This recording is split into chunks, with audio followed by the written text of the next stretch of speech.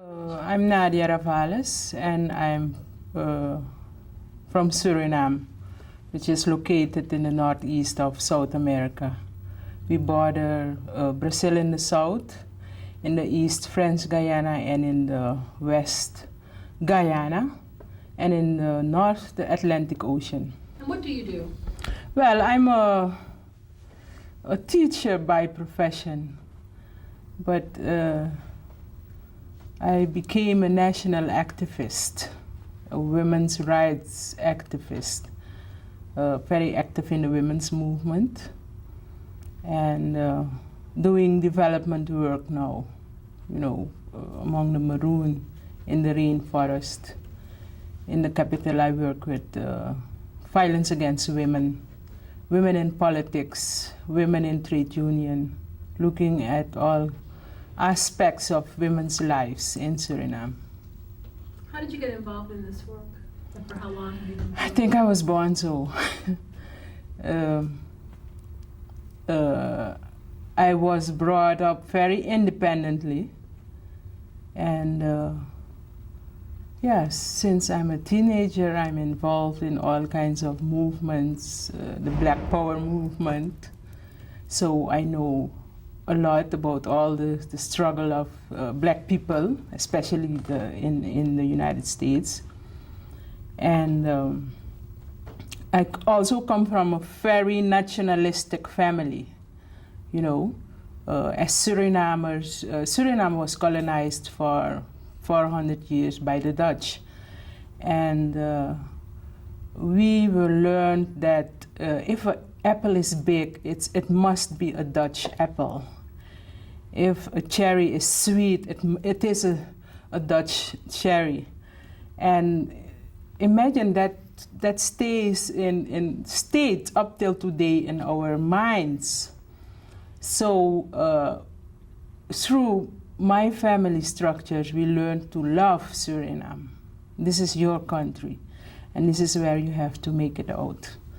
And this is your people. Although as a teenager,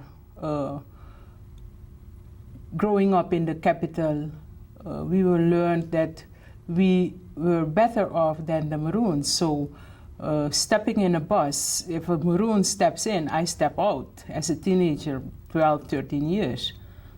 Until I really discovered them by going into there as a student, helping out with education many years ago, and also the experiences of my eldest brother. And from then on, when you discover that, hey, this is it, these are my people, this is my family. So that was a whole deep experience I had, and that's how I roll into working now with Maroon society, in Maroon societies in Suriname. There's a lot of talk in the press about the rainforest, but most people rarely connect the idea of the rainforest with black people anywhere in the world. Can you speak to this? Is that a correct reality? Well, most people connect the rainforest with indigenous people. And of course, also with the Africans, if I'm not mistaken. And for the case of Suriname, for many people it's enlightening when they come and they see, a friend of mine called them bush Africans, and looking into the history of Suriname, going back, we see that these societies were created by runaway slaves, and for almost 300 years ago. And we had great wars with the plantation owners, with the colonizers. And they had they had to sign treaties with the Maroons in Suriname in order to have peace in the country, because the slaves used to go back and rob the plantations, looking for food, take women, children, go back with them into the forest. That is how they created these nations, as we would say now, in the rainforest, and kept the African culture pure. We saw the documentary I brought. I mean, it is reality. I think most of the traditions are even gone in Africa. But in Suriname, we still have these nations with all their cultural traditions and their laws, name it, and the structures, and their knowledge, their wisdom. Like, for instance, broken bones can be cured still in the interior of Suriname. You don't have to go to the hospital. And they have their own midwives. And this is what they had all those years. And they had the knowledge of all the herbs and name it. This conference, for the past week, the conference has focused on the topic of the African diaspora. When you hear that term, or when you use it, what is your definition that you're using? Yeah.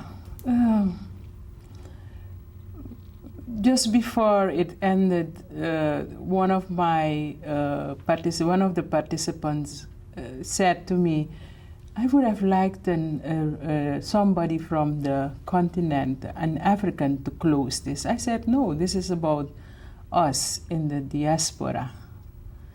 It means that we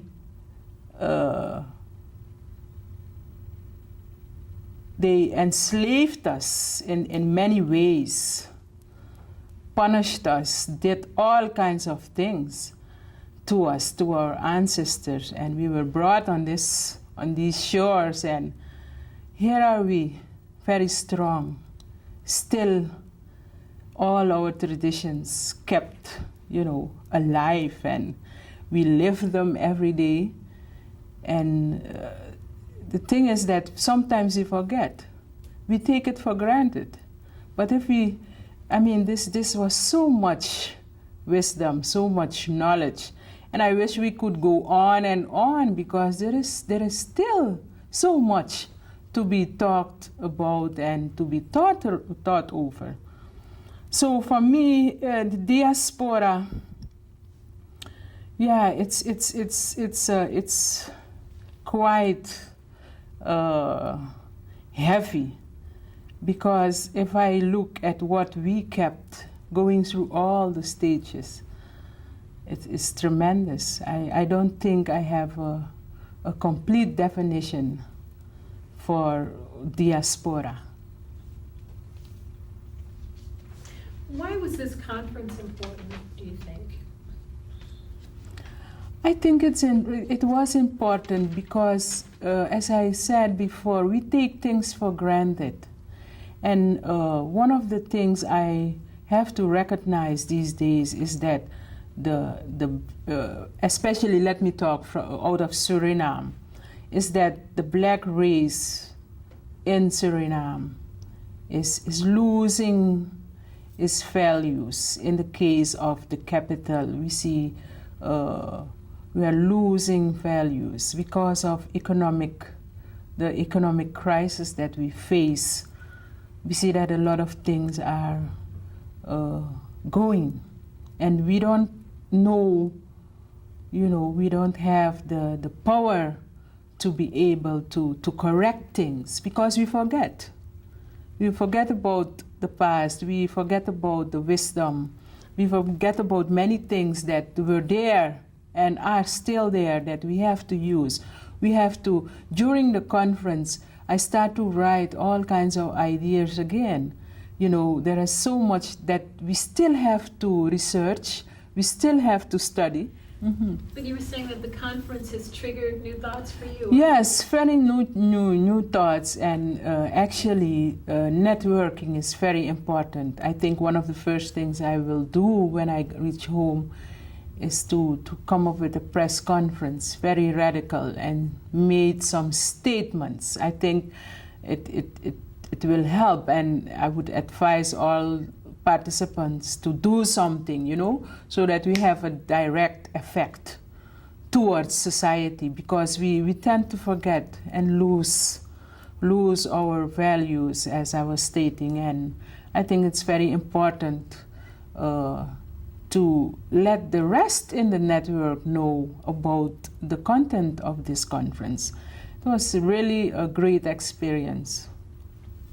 People have talked a lot about this idea of self-definition and self-affirmation. I've heard those terms throughout the conference. How important do you think is this idea of self-affirmation, self-definition, and how does focusing on the African diaspora tie into that concept? I think it is important for us as blacks to do that, and it is something that we should not deny. It will empower us, you know, for the empowerment of our nations. It's very, very important that we come to grips with ourselves and what we are, where we're going, and what we inherited. See, it's very important. And in this whole struggle of this race in the diaspora, definitely we have to structure what was there and use it and live it and keep on empowering our communities, which is so important these days. We look around, and if it is in the States or in Suriname or in Guyana or in French Guyana, you see you see the same thing happening to our youth, to our women. It's painful, and we have to come to grips with ourselves and make out. Would you talk about the importance of this, focusing on this concept of African diaspora to children, since you do so much work with children?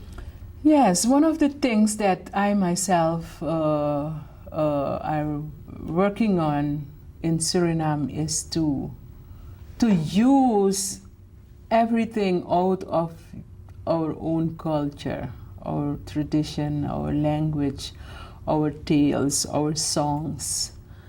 We, looking at our situation in Suriname, I see that we become almost Americans, because television is in English, and what we see is Oprah, is Geraldo, is, you know, all these clips. Yes, I see that you are very surprised.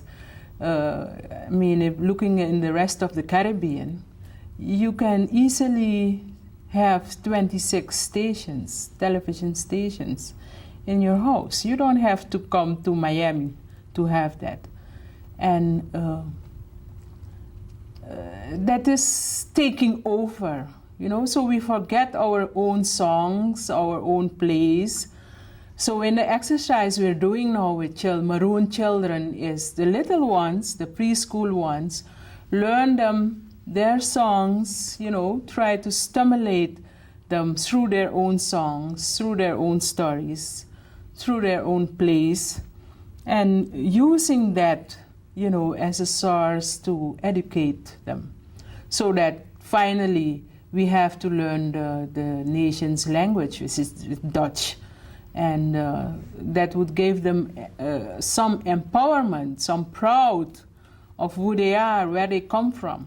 It's so important to us to know who we are and where we come from and what we're aiming for.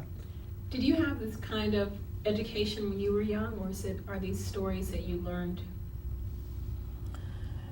No. My education was very Europe-centric. We had to learn all the provinces of the Netherlands, what they produce. We had to learn about the Queen and the King, and it's amazing. And our own heroes were bandits, murderers. Yes, coming out of slavery, you know, the slaves were described as rebels not worse, but burning plantations. So all these things went into our minds. And of course, the songs we learned were Dutch songs. We were not allowed, because even in the education from the community, you have to speak Dutch in a nice way and a good manner.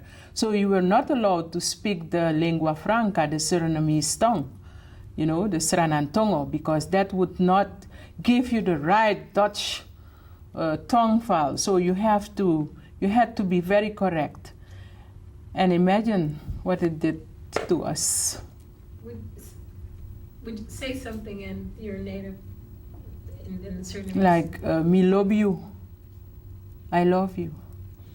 Megwe Tamara, Megwe Tamara, I'm going away tomorrow, I'm going back home tomorrow. What do you see, you've traveled around the world, what do you see as some of the things that connect Black people around the world? Many things. Songs, dance, food, music. Everything, almost everything. A lot of things that we discussed here in the conference were like, being home and living it. Some of us lost it, some of it, we still have. But a lot of things, culture, it's very important to us.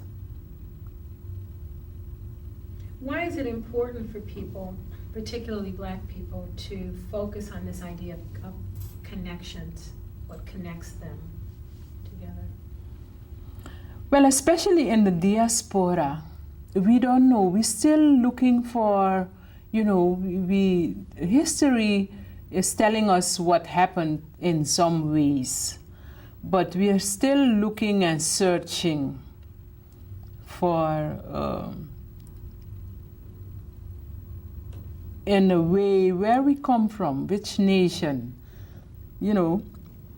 And I think for us, if we gather together, we see many things that we do. And you think that I was born in the United States while I was born in Suriname or born in Guyana. So many similarities in our laughter, our movements, our talking, So really many facts. And I think it's important for us to network. Networking is a very important issue right now, and I believe especially for the Africans in the diaspora. What are the political implications of this discussion about the diaspora, this focus on this topic, if there are any? I think so, definitely. I think that one of the things that is going to happen or has to happen is to rewrite history. Because a lot of what has been said here and discovered, this is not the first time, but a simple thing, looking at the dance, implications, what it did to the culture here, the influences, and we have to acknowledge the wisdom of the Africans. Whether you like it or not, we have to go back and look at many things. I always tell people that we have come a long way, and sometimes you don't know, but we are so old in a lot of things, and it's gonna have some political implications, definitely, for all of us. If I go back home and I come up with some statements, my government maybe is gonna say, hey, what is happening? And of course, other people, But I think it's important to face it and to be able to say things. Because looking at my society, I think that we have been mouth shut.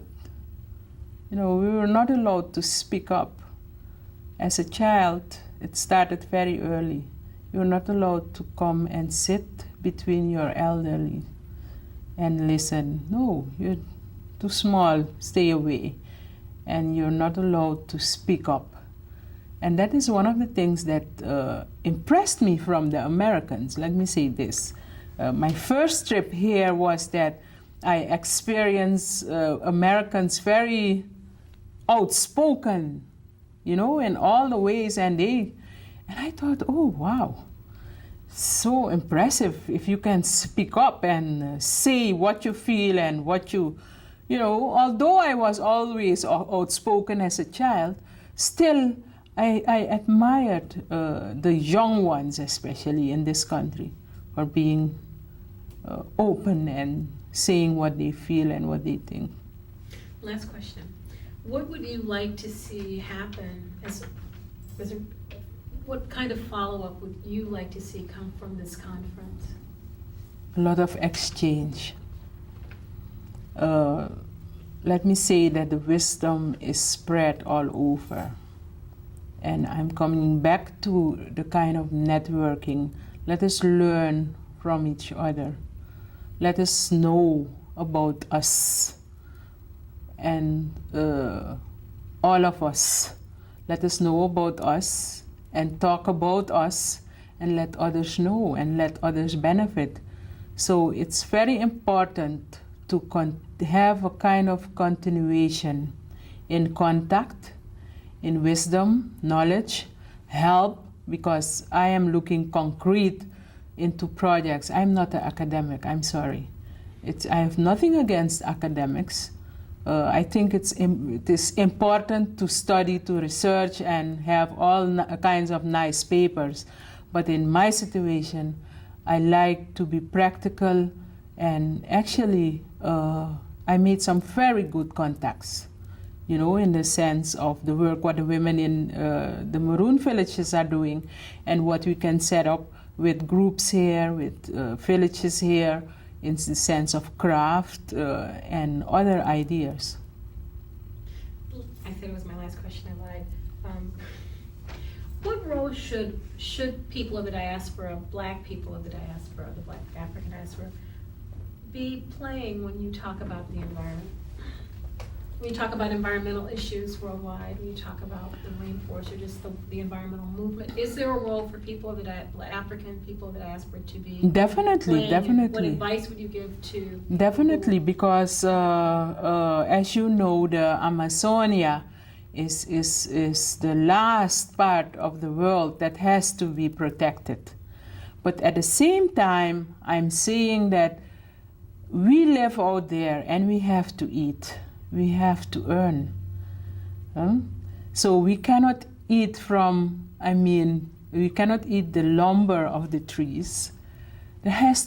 Something has to happen. If the world is saying to us, preserve, you know, and reserve the forest, no problem. But my question is, how can we live further? You know, what is our future then? We want to protect the forest. No doubt about that. But in the forest and around the forest, human beings live. So this is a question I'm asking all the time. What are the solutions? You know, concrete. And I'm talking to the IDB, the World Bank, and all these big boys out there. What can we do? Because we have to eat, we have to clothe ourselves, and you know, so it's a concrete, we have to have concrete solutions. One of the solutions, and I think this conference was also in that light, was to look at different aspects, like for instance, cultural tourism in the case of Suriname, ecotourism, which gives us a lot of opportunities for the people to make money, to earn, to live. And so I would say us in the diaspora, let us look also at these possibilities, what is possible, so that we at the same time can protect the forest but on the other hand can live, eat, have education, get schooling, bring development.